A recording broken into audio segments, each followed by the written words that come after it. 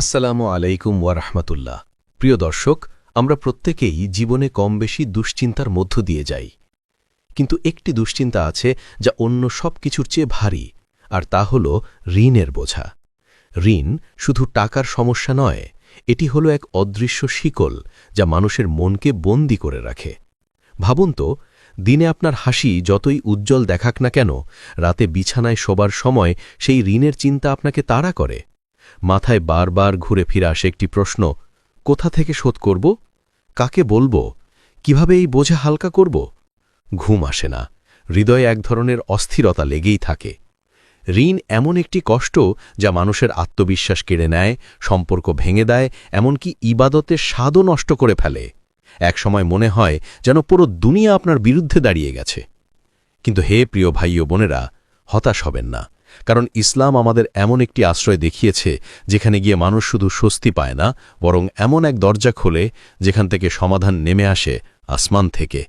আজকের আলোচনায় আমরা সেই আশ্রয়ের কথাই বলবো।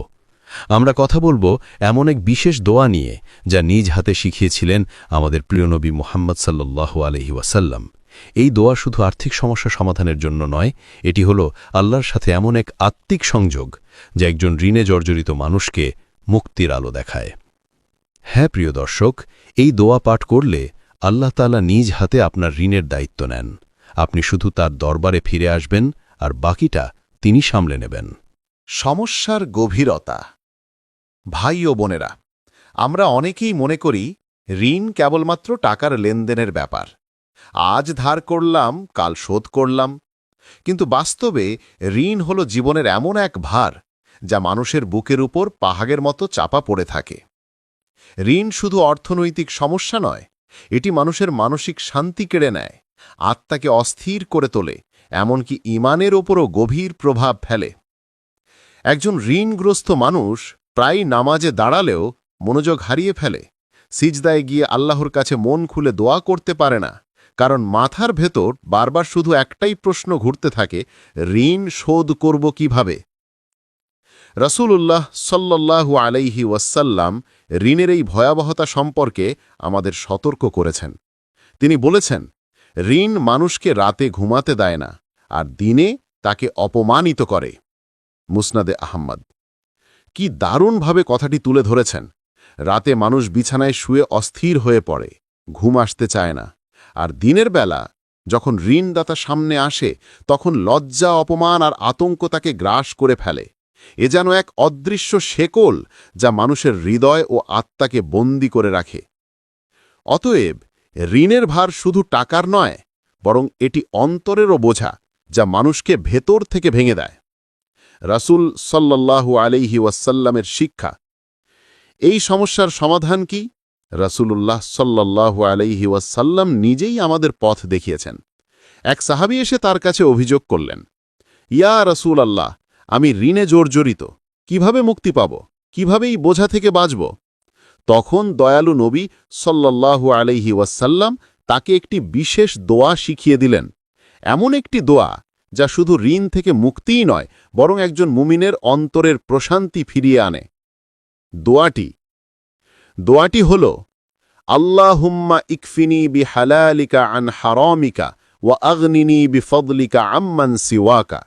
উচ্চারণ: আল্লাহুম্মা ইকফিনি বিহালালিকা আন হারামিকা ওয়া আগনিনি বিফদলিকা আম্মান সিওয়াকা। অর্থ: হে আল্লাহ, আপনার হালাল দ্বারা আমাকে যথেষ্ট করুন, যাতে আমি হারাম থেকে বাঁচতে পারি। তুমি ছাড়া অন্য সকল থেকে আমাকে অমুখাপেক্ষী করো। অর্থের গভীরতা।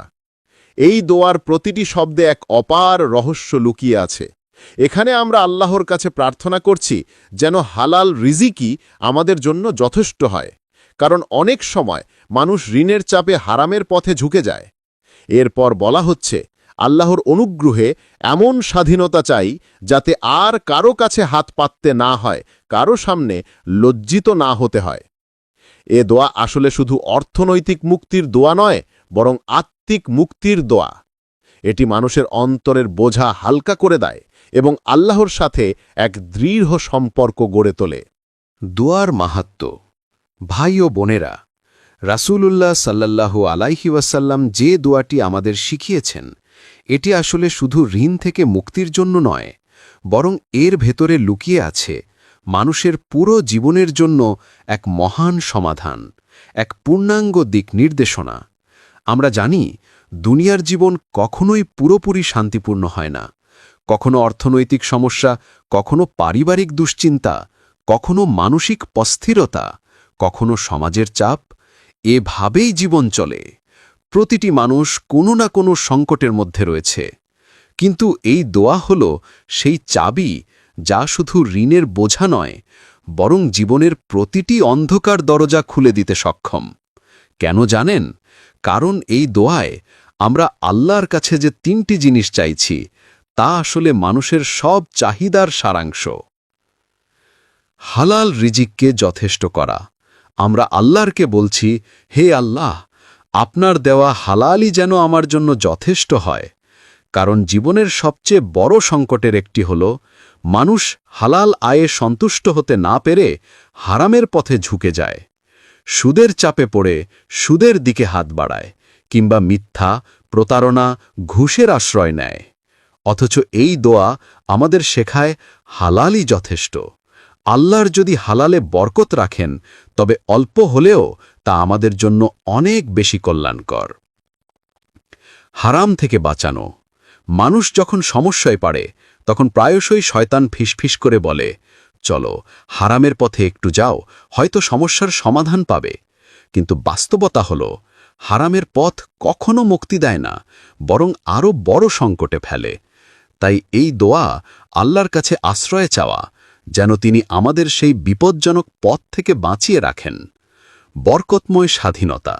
আমরা আরও বলছি, হে আল্লাহ, আপনার অনুগ্রহে এমন স্বাধীনতা দিন যাতে কাউকে প্রয়োজনীয় না করি।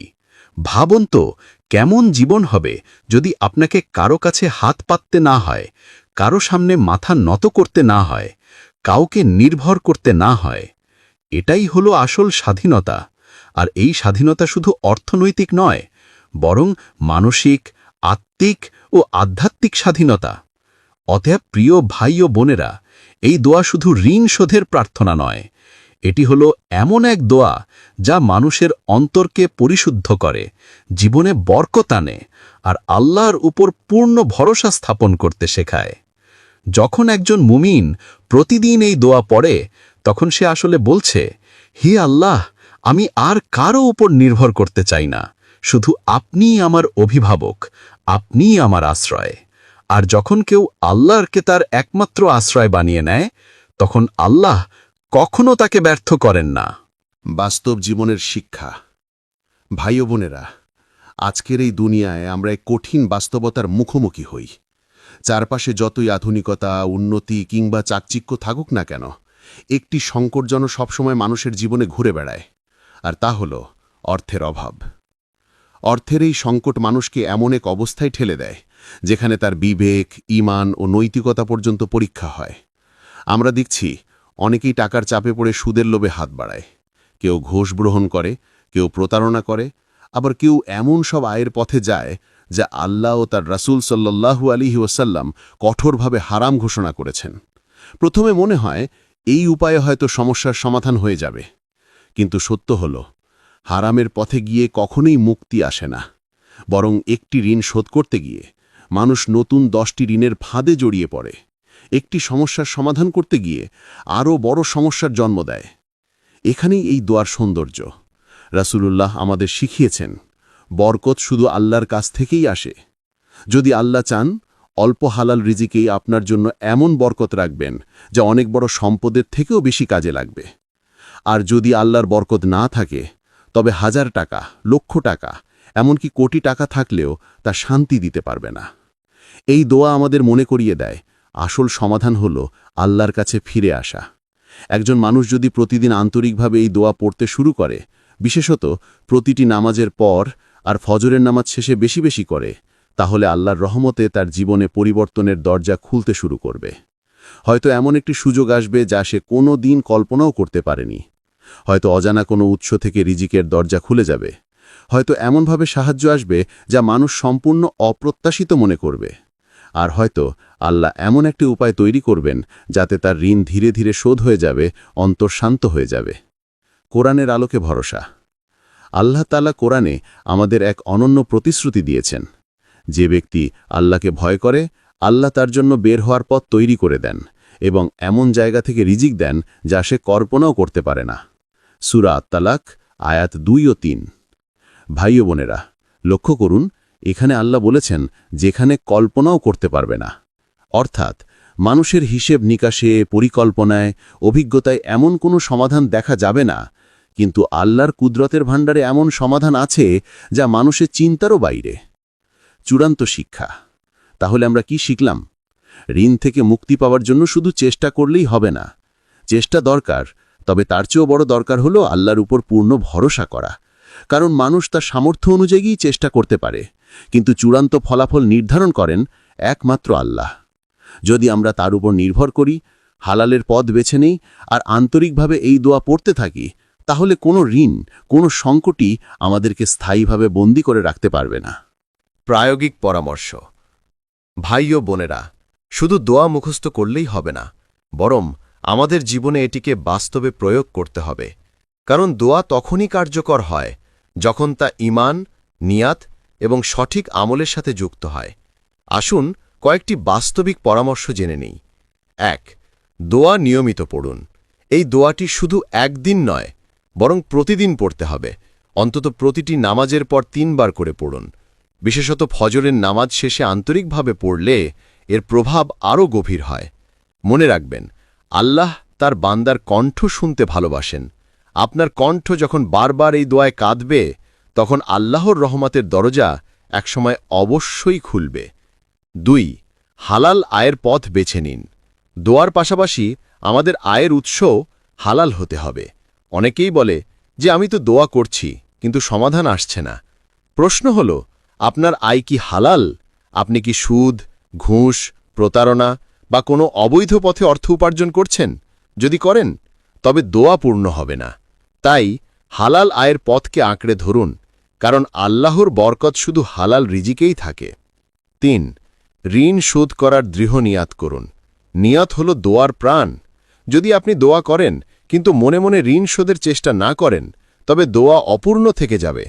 আল্লাহর দরবারে আন্তরিকভাবে প্রতিশ্রুতি দিন যে, আল্লাহ, আমি ঋণ শোধ করতে চাই, আমার সামর্থ্যে সর্বোচ্চ চেষ্টা করব, আর বাকিটা আপনি সহজ করে দিন। এই দৃঢ় নিয়তি আল্লাহর সাহায্যকে দ্রুত নামিয়ে আনে। 4. সাদাকা দিন, ইভেন ছোট হলেও। সাদাকার একটি আশ্চর্য রহস্য আছে। আপনি যদি সামান্য কিছু দানও করেন, 1 মুঠো খাবার, একটি কাপড় কিংবা কয়েক টাকার সাহায্য, আল্লাহ সেই সাদাকাকে এত বরকতময় করে দেন যে আপনার নিজের সমস্যার দরজাগুলো খুলতে শুরু করে। রাসূলুল্লাহ সাল্লাল্লাহু আলাইহি ওয়াসাল্লাম বলেছেন, সাদাকা বিপদকে দূর করে। তাই ঋণ থেকে মুক্তি চাইলে নিয়মিত সাদাকা দিন, আল্লাহর রহমত নেমে আসবে।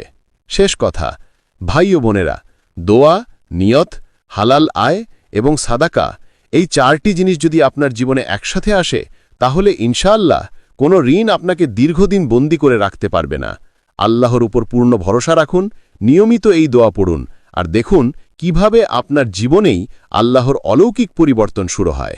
প্রিয় ভাই ও বোনেরা, যদি আজ আপনি ঋণের বোঝায় জর্জরিত হয়ে থাকেন, হতাশ হবেন না, ভেঙে পড়বেন না।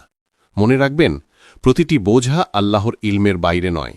তিনি জানেন আপনার কষ্ট, আপনার নিদ্রাহীন রাত আর সেই দীর্ঘশ্বাসগুলো যা হয়তো আপনি কাউকে শোনাননি। আমাদের রব এতটাই মহান যে যদি আমরা আন্তরিকভাবে তার কাছে ফিরে আসি, তিনি নিজ হাতে আমাদের দায়িত্ব নিয়ে নেন। আর প্রিয় নবী মুহাম্মদ সাল্লাল্লাহু আলাইহি ওয়াসাল্লামের শেখানো এই দোয়াটি সেই দরজা খুলে দেয় যেখান থেকে আল্লাহর সাহায্য অবতীর্ণ হয়। তাই আজ থেকেই এই দোয়াটিকে মুখস্থ করুন। শুধু মুখে পড়বেন না, বরং অন্তরের গভীর থেকে আল্লাহর উপর পূর্ণ আস্থা রেখে পড়ুন। নামাজের পর অন্তত 3 বার, বিশেষত ফজরের নামাজ শেষে। নিয়ত করুন ঋণ শোধ করবেন হালাল উপায়ে, কারণ নিয়ত ছাড়া দোয়া অসম্পূর্ণ থেকে যায়। সামান্য হলেও সাদাকা দিন, কারণ সাদাকা এমন এক চাবি যা অনেক অদৃশ্য বরকতের দরজা খুলে দেয়। মনে রাখবেন, মানুষ যদি আপনাকে সাহায্য করতে না পারে, তাতে ভয়ের কিছু নেই, কারণ আপনার জন্য আছেন আল্লাহ, আর আল্লাহ কখনো ব্যর্থ হন না। তাহলে আজ থেকেই শুরু হোক নতুন এক যাত্রা। হতাশার পথ ছেড়ে আল্লাহর রহমতের দিকে এগিয়ে যান। এই দোয়াটিকে জীবনের অংশ করে নিন আর আল্লাহর ওপর ভরসা রাখুন। একদিন আপনি অবাক হয়ে দেখবেন যে ঋণকে পাহাড় মনে হচ্ছিল, আল্লাহ তা এমনভাবে সরিয়ে দিলেন যেন তা কখনো ছিলই না। প্রিয় দর্শক, যদি এই ভিডিওটি আপনার হৃদয়ে সামান্যতম অনুপ্রেরণা জাগিয়ে থাকে, তাহলে দয়া করে লাইক দিন, প্রিয়জনদের সঙ্গে শেয়ার করুন আর আমাদের চ্যানেলটি সাবস্ক্রাইব করতে ভুলবেন না। আল্লাহ আমাদের সবাইকে ঋণমুক্ত, বরকতময়, প্রশান্তি ও শান্তিপূর্ণ জীবন দান করুন। আমিন ইয়া রব্বাল আলামিন।